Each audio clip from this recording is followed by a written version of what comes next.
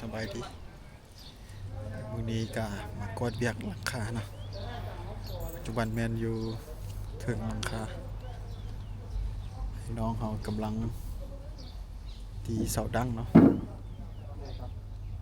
แล้วก็มาเล็กหลังคาอันถือว่าแล้วเนาะยิ่งแต่เข้าแบบนะ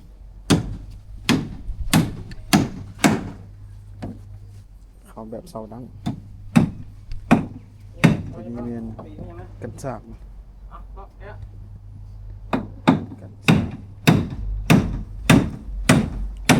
น้องเขามันเข้าแบบเสาดั้ง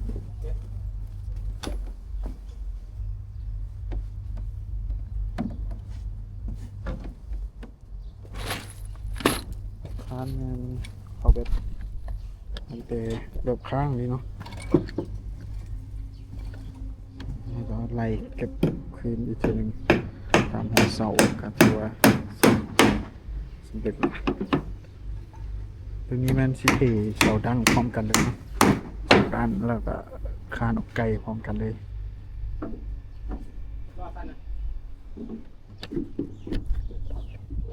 นาเรียกมื้อนี้ก็สิประมาณนี้เนาะเดี๋ยวมาเบิ่งมื้ออื่นก่อนสิเทอีกเทื่อนึง